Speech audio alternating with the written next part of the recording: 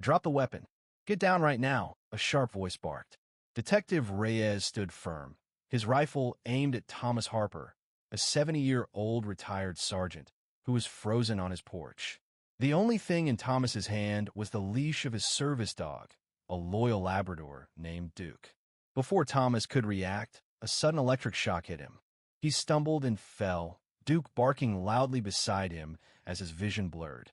They had made a terrible mistake, the wrong house. Minutes later, still weak on his porch, Thomas saw not police cars, but large military trucks rolling into the quiet neighborhood.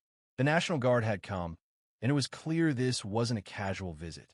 If you believe no veteran should face this kind of error, type justice below. Thomas Harper was a man who found peace in daily habits and the constant presence of Duke, his specially trained PTSD support dog. After serving several tours overseas, he preferred the calm of his small-town home, where his garden was his refuge. Nightmares haunted him sometimes, but Duke was trained to wake him gently and keep him calm during tough moments. Neighbors knew Thomas as a quiet man who nodded politely but kept mostly to himself. He took pride in keeping his lawn neat and flying the flag on special days, a modest patriot who lived humbly. That morning started like any other. Thomas had just finished his coffee and was about to take Duke on their usual walk when a loud commotion shattered silence. Shouts echoed, tires screeched, and Thomas opened his door, Duke close by his side. His front yard was filled with armed officers in tactical gear, a full SWAT team, shouting orders and pointing weapons. "Hands up! Show me your hands!" they yelled.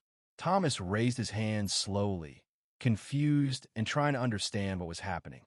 Duke sensed his owner's tension and growled softly, standing protectively by Thomas's side. "Dog! Aggressive animal!" one officer yelled nervously. "Secure the man!" another shouted. Thomas tried to explain, "Wait, this is my home. Duke is a service dog. There's been a mistake." But his words were lost amid the chaos.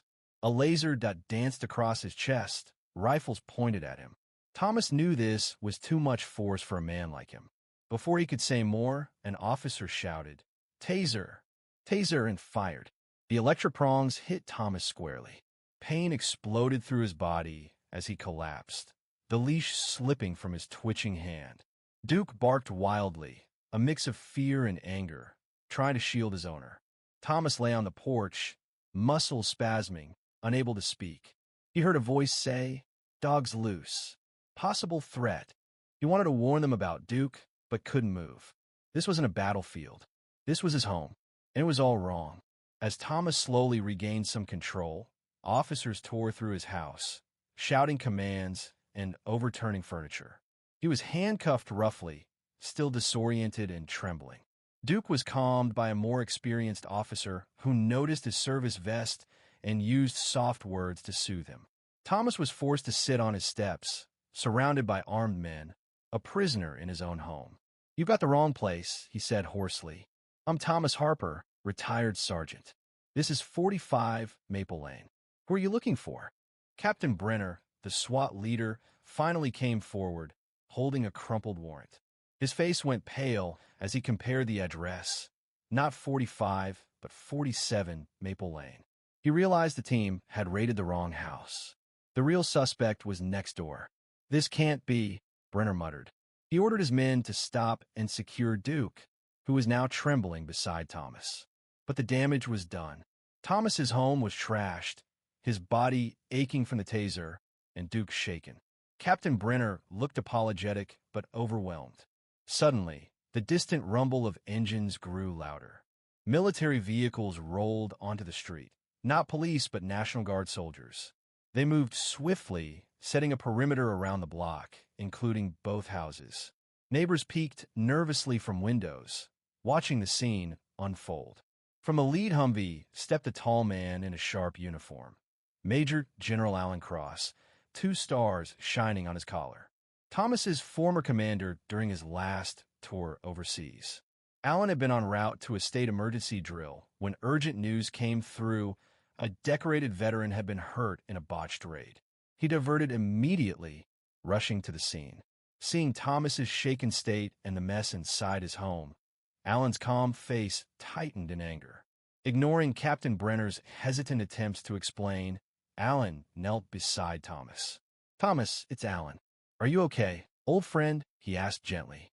Thomas blinked, recognizing the voice. "Rough morning," he managed. Alan looked down at the taser wires still attached to Thomas's shirt and then back at Brenner. "This was a terrible mistake," Alan said firmly. "You tasered a war hero in his own home because someone read a house number wrong."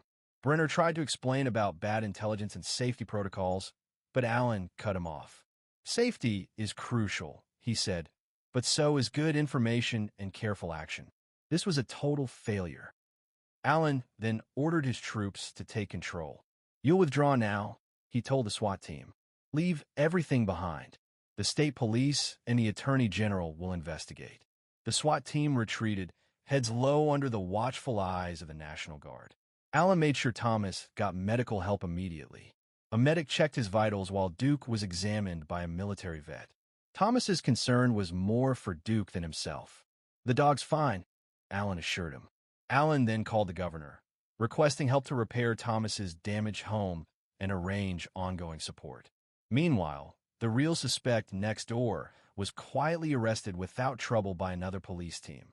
In the days after, Alan personally checked in on Thomas, who was slowly recovering in his repaired home. "Sometimes the system fails those it should protect," Alan said during one visit. "But it's up to us, those who remember the meaning of service, to fix it." Thomas nodded. The pain and fear would fade, but knowing there were people like Alan still fighting for justice gave him hope. Because when a hero is wronged, sometimes it takes quiet strength and true leadership to restore not just order, but honor. This story isn't just about one man's ordeal. It's a powerful reminder of how easily the systems meant to protect us can fail, sometimes with devastating consequences. Thomas Harper's experience shines a light on the real cost of mistakes made in the name of safety and law enforcement. When a decorated veteran is mistaken for a threat in his own home, it reveals not just a tragic error, but a deeper issue: the need for better communication, training, and respect for those who have served. Yet, amid the chaos and confusion, there's a hopeful message. The swift intervention of Major General Alan Cross and the National Guard wasn't just a rescue, it was a statement. It showed that true leadership means stepping up when things go wrong, demanding accountability, and ensuring that those who serve and protect do so with honor and precision. It reminds us that behind every uniform is a person deserving dignity, and behind every service animal is a bond that must never be broken. Thomas's resilience, Duke's loyalty, and Alan's commitment all weave together a narrative about what it means to truly stand by those who have given so much. The community's response, neighbors offering support instead of judgment, also reflects a growing awareness and appreciation for the sacrifices made by veterans. This incident sparked changes beyond just repairs and apologies. It ignited conversations about how to better protect vulnerable individuals, how to prevent these mistakes from happening again, and how to uphold the values that should define every protector and every protectorate. As we think about Thomas and Duke, it's worth remembering that justice is not just about punishment or blame. It's about restoring trust and respect. It's about listening, learning, and ensuring that every person who has answered the call of duty is honored, not harmed.